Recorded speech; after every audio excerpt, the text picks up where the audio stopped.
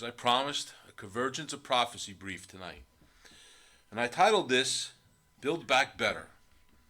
That's a term we should all be familiar with by now, right? Just look around. Things are getting better, aren't they? Tucker Carlson, who I happen to like, is taking a lot of heat lately. He's taking heat for some comments that he's made. Comments about Moscow and Budapest and Abu Dhabi and Dubai and Tokyo and Singapore, right? He made these comments at a World Government Summit, the World Government Summit 2024. And he mentioned that these cities that I just mentioned are clean, they're safe, they're beautiful, they have beautiful architecture. But don't you love how all these summits and all these forums are titled the World now? The World Economic Forum, the World Health Organization, right? Think they're trying to tell us something? But what Tucker Carlson did is he compared those cities that I just mentioned to cities around the world, especially our cities, New York, LA, San Francisco. Anybody seen pictures of any of those cities lately? Just go online. Go online and just type in pictures of homelessness or whatever in those cities. You'll be amazed at what you see. London, Paris, same thing. How run down they are, how crime-ridden they are, how filthy they are. And he said these cities have chosen to allow themselves to become like this. And he's 100% right. It is a choice, isn't it? Because they could just as easily clean those cities up and enact the laws that are already on the books to do just that. So their decline, the demise of those cities is a choice. They're choosing this. But they don't want things to turn around. And as crazy as that sounds, they want those cities to be in decline because they have a reason, they have a purpose. And I believe it's all part of their plan, and I'm going to talk like a conspiracy theorist here, to bring the U.S. down, right? They want to bring an end to the U.S., and that has to happen. In order for the rest of the world to come into line with their agenda, the U.S. has to fall. We're the last bastion of freedom and hope for the rest of the world here. America has to fall to allow the globalist agenda to move forward. And of course, that agenda is a one world government, one world economy, and a one world leader. And aren't we seeing all of those things being talked about right now? What does that all point to? The Antichrist and the Antichrist kingdom and his rule for 7 years on this earth. So they're bringing America down one city at a time. And their solution to this, well, they created the problem, right? They create the problem because they have the solution. They give you the problem and then they come in with their solution. It's like the guy who tracks mud through your house and then shows up the next day with a carpet cleaner. The solution to urban decay that they caused is to replace those businesses and storefronts which are leaving these cities in droves. How are you going to own a business on a busy street in New York when there's protesters marching up and down the street every day, clogging up everything, not allowing anybody into your store? And God forbid you're Jewish. They're going to replace these businesses, or at least they're going to attempt to replace these businesses and storefronts with merchants who support these 15-minute cities. Remember we talked about that many moons ago? 15-minute self-contained cities where you can't go, everything you needed was in 15 minutes of where you live. And so you're in your own little sectionized part of the city. And I think you pretty much need a pass to go anywhere else. That's called control. How else are you going to control the millions of people that live in this country? Unless you get them herded into one little corral, right? That's what they're trying to do. And make no mistake, this is a well-organized plan of the globalists, led by George Soros and Klaus Schwab. Soros, for instance, figured out that you don't have to change the laws that are on the books to allow crime to soften crime. You don't have to change the laws. All you have to do is buy district attorneys and put them in place who don't punish people for breaking the law. That's all you have to do, and that's what he's done. He's done it very well. That's why groups of illegals can assault police officers in New York City and get away with it. That's why groups of protesters can march up and down New York City streets against the law that's already on the books, causing law-abiding business owners and citizens to flee the city in droves. Don't believe this is a plan? I mean, you listen to an excerpt from Klaus Schwab, and he gave an interview in India Today. So this is worldwide. We're not just talking about the United States. This is worldwide.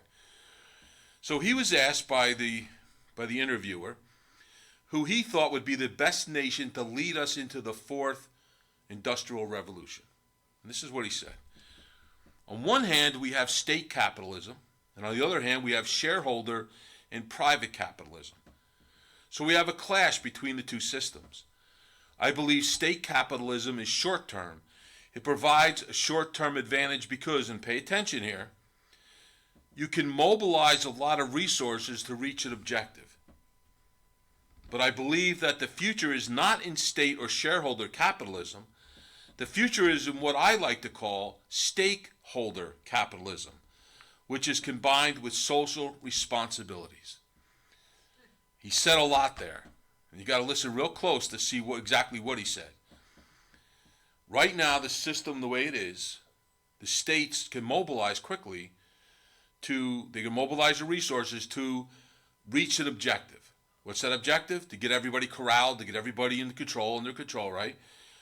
And then they're going to go, and I'm going to explain what shareholder capitalism is. But notice he said combined with social responsibilities. That refers to our social credit score. Okay? So state capitalism refers to individual nation sovereignty. Every nation they're responsible for their own nation, their own people, right? For whether good or bad, they're responsible for it. They make their own policies, they make their own decisions. But according to Schwab, that's not the future of the world. Stakeholders, which are large corporations like the World Economic Forum, which he just happens to be the head of, and the World Health Organization, right, will make the policies and decisions for all the nations. No longer will nations be responsible for making their own policies or decisions. And they're going to like it. They're going to welcome it. These policies and decisions will be made in conjunction with your social credit score. So if you're a good member of the party and you toe the line, you can ride the bus to work. I guess you won't even be riding the bus to work because there won't be any work. You'll be getting a check. But you might want to get in on the train one day and go see your brother or sister across the city. Unless you have a high credit score, you won't be able to do any of that. You see where all this is going? This is the reason they're allowing these cities to become run down and fall into decay. So people will be begging the World Economic Forum for their solution to their problem, to the problem that the World Economic Forum created in the first place. So they could be built back better into 15-minute cities. Again, you see what they're doing? They're not hiding this. They're telling us what they're going to do. Just go on the World Economic Forum website and you can read all about this. Another problem that they again created, but they have the solution to, is food shortages. You notice how empty all the shelves are in the stores when you go shopping? No, they're not really empty. There will be a time when they will be, but they want us to depend on them for everything. I want to teach you a new word tonight. I didn't even know existed. Ecocide. Ever hear of ecocide? Ecocide this is the definition of it. It's an unlawful or wanton act committed knowing that there is a substantial likelihood of severe and either widespread or long-term damage to the environment being caused by those acts, which is just a bunch of gobbledygook to say that we're just going to confuse you to death so you don't know what we're talking about, but we're going to put you in jail if you don't follow this. So please allow me to introduce you to a wackadoodle named Jojo Mehta. Now you can also watch this interview. It's pretty entertaining. She claims that commercial farming and commercial fishing are committing ecocide.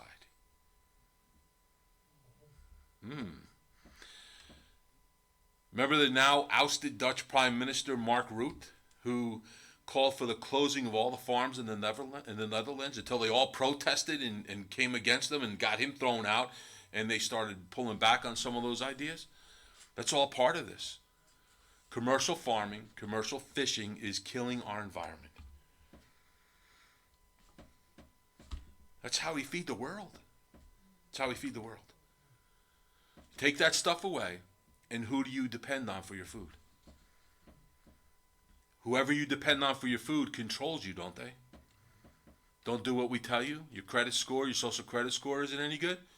You're not getting the bag of Doritos this week. You're not getting that chocolate cream pie.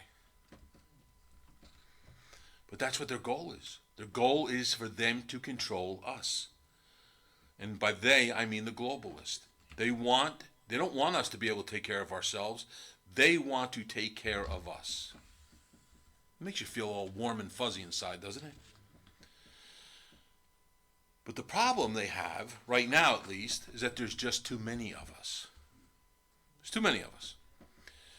I don't know. Maybe it's just the skepticism in me. Maybe it's the Jersey in me. Maybe it's, I don't know what it is. But to me, when I look at some of these hospitals today and the way your people are treated, I think they're trying to kill people. If you go there at a certain age with certain medical conditions, I don't think they're willing to heal you at all. They just as soon have you pass away. What did Scrooge say? Let them decrease so they can. How did he put it? Let them die so that they can decrease the surplus population. That's what we see today. In an interview that Jordan Peterson gave on, again, Tucker Carlson, he said, when they say there are too many people on the planet, what spirit is saying that? Just precisely who should go, and just exactly how? Good question, huh? How would you get rid of a couple million people? And he tried it with COVID, right? How about COVID X? Ooh, that's the next one. Tucker in response said this: what spirit animates them? If you believe people are the problem, then that is, of course, a genocidal spirit. And he goes on to make an analogy that if you have too many mice, what do? You get rid of the mice. You have too many roaches, what do? You get rid of the roaches, right? He then says, if people are the problem, then our life is in the way of whatever goal they are seeking to achieve. By definition, it's a demonic spirit. Just to be clear, any spirit that seeks to hurt, kill, divide, and demoralize other people is a demonic spirit by definition. So that's what animates them. You are the target, so don't lie to yourself. A demonic spirit indeed. Matter of fact, the Bible calls it the spirit of the Antichrist. And yes, we are targets. Anyone living and breathing who's not an elite globalist is a target, and especially Christians, because we are standing in the way of the arrival of the Antichrist. And that's the world leader they are really all clamoring for. They want a one world leader to step in and take over all of this for them. So we're living in interesting times, and they're going to get a lot more interesting as time goes on. So stand by. There's going to be more. But more importantly, stay close. Stay close to our Lord, because he's the only one who's going to be able to guide us through these times. Amen?